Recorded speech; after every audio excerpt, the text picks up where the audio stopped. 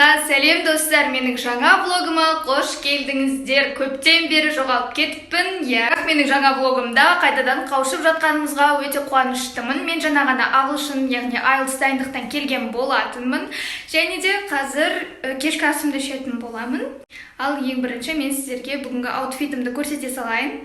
Мен бүгін осындай двойкамды киіп шықтым, сосын сыртынан курткам мен бежевый двойка. Бүгін ауа райы деген шынымен де салқын, жел болып кетті да, сосын осылай жылы киініп шығуға тура келді. Әйтпесе кеше алдығыны күн деген кәдімгідей жаз сияқты болып тұрды да. Сол бүгін менде осындай өте ыңғайлы, әдемі аутфит болды. Ал енді кеттік кешкі асқа, менің қарным ашып тұр. Кешкі асқа шашлык, бірақ мен фри жеп отырмын. Сосын біз кино көріп отырмыз параллельно. Аржан еще манты пісіріп қойыпты ғой.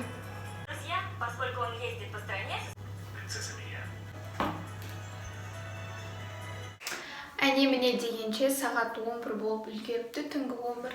Ертең бізде өте бір сондай мен үшін маңызды бір съемка болатын күн, сондықтан қазір тездетіп уход жасап ұйықтайтын боламын. Съемка демекші қандай екенін қазір айта кетейін. Бізде ертең қазақша этностильде фотосет және съемка болуы керек, және де бұйырса барлығы жақсы өтеді деген үміттеміз. Енді қазірде кішкене бір проблемалар болып тұр осыған қатысты. Бірақ ертең бәрі жақсы болады деген ойдамын. Ал қазір уход жасайық. Так, мен қазір ең бірінші Zero-дің шербетін қолданатын боламын демакияжға. Менде бүгін бір видео түсірген болатын, сондықтан кішкене макияж жауға тура келді. Сол себептен соның қазір қалдықтарын кетіретін боламын. Макияж дегенде просто тек әшейін консилер жаққан болатын бетіме. Вот. Қазір ұшып тастау керек. Макияжбен ешқашан ұйықтауға болмайды. Маған ұнайды осы шербет күшті. Мицеллярка, гидрофильный маслоға қарағанда осы шербет 100 есе жақсы деп ойлаймын. Келесі осындай пенканы қолданатын боламын, себебі шербеттен кейін пенкамен немесе гельмен жуып шығу керек. Оның қалдықтарын шербеттен тазартып шығу керек беттен.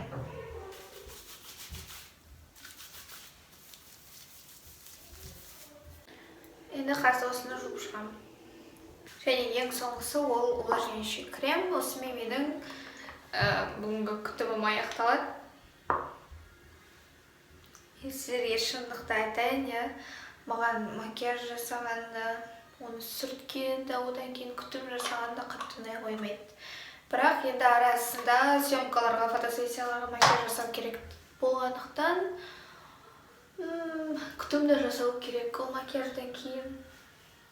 Осымен менің кешкі түнгі уходым аяқталды. Енді қазір ұйықтайтын боламын. Сіздерге де қайырлы түн тіледім, егер де түнге қарай қарап жатсаңыздар. Келесі күнде кездескенше. Қайырлы таң, достар. Сағат 8 болды, Аржан екеуміз бүгін ертерек тұрдық. Себебі қазір кішкене прокат платьевқа барып, көйлектерді алып кету керек, кішкене ертерек шығып. Ұйқымнан тұра алмай отырмын. Сол енді қазір жиналып, таңғы ас ішіп, содан кейін шығып кету керек болып тұр. Прокат платьевқа барып кету керек.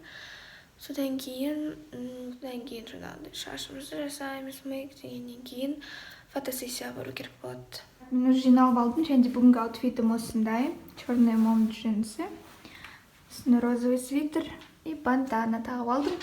Стористарымда көрсетіп едім осы заттарды. Все, енді кеттік. Мен сіздерге Аржан екеуміз жайлы бір қызықты бір факт па, бір нәрсе айтайын.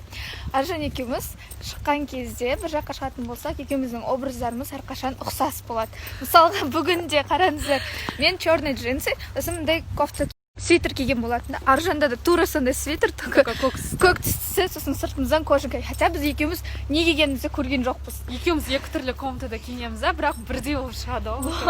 Всегда солай ғой. Әрқашан бірдей образдармен шығамыз, ұқсас. Өзімізде таңғалып, не ол екен. Мүмкін бізде сестринская связь. Мысленно. Сол, күндеріңіз сәтті өтсін.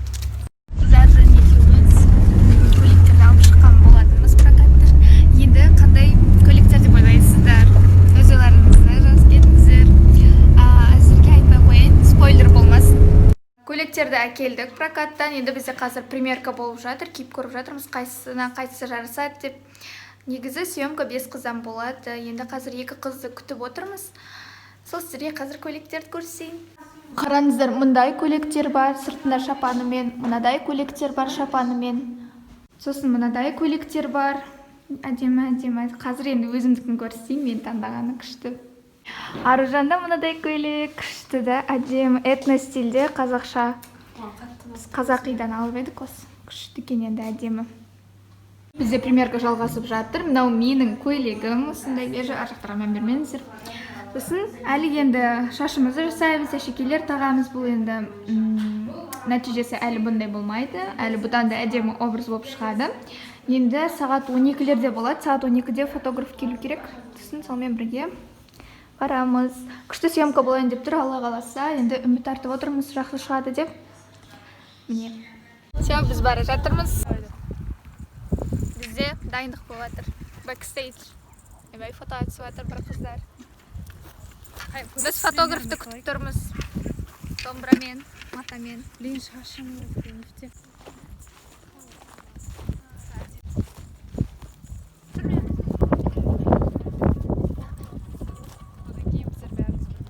Ой, нефтем болып кетті, қыз қайтынан сөйлейші. Қайтынан сөйлейші.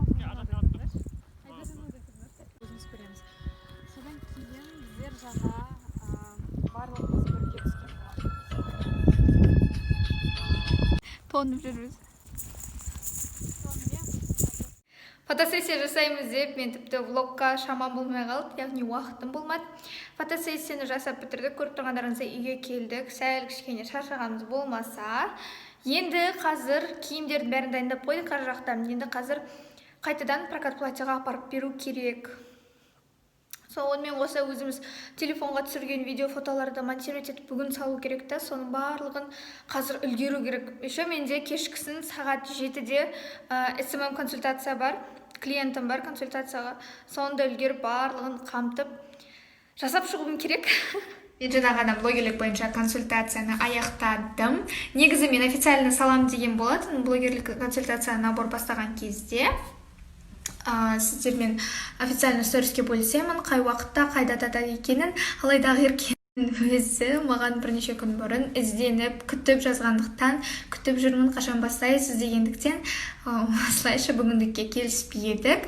Және де маған өте қатты ұнады, себебі Ақеркен көңіліне толықтай шықты бүгінгі консультация.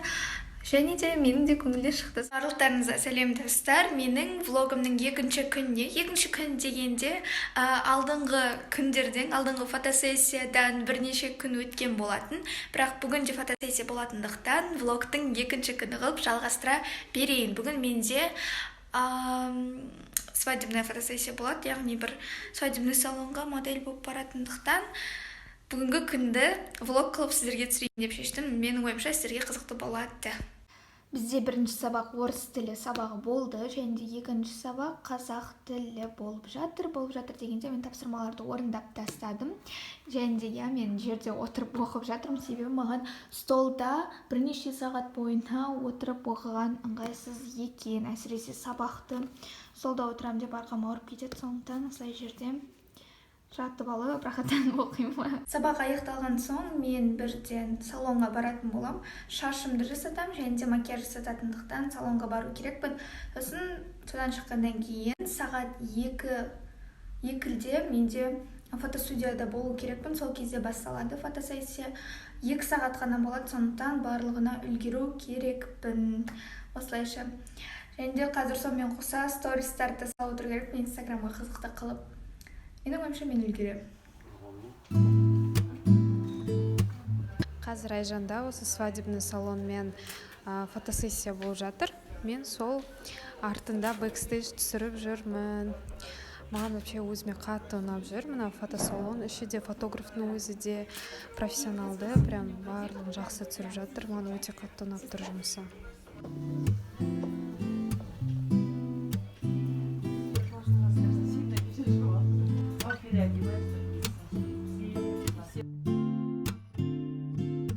Менде съемка фотосессия бітті. біз шықтық, мен жаман қарным ашып бара жатыр. Барлық күшім кетіп қалды. Фотосессия өтсем деп. Енді бір Анварға супермаркетке кіріп кетіп су алатын. Қысқасы, мен үйге келдім, және де осымен менің влогым аяқталады. Білем, өте қысқа, бірақ қызықты болды деген ойдамын. Менің каналыма тіркелуді ұмытпаңыздар. Сіздермен бірге болған мен Айжан. Сау болыңыздар, келесі видеода көріскенше.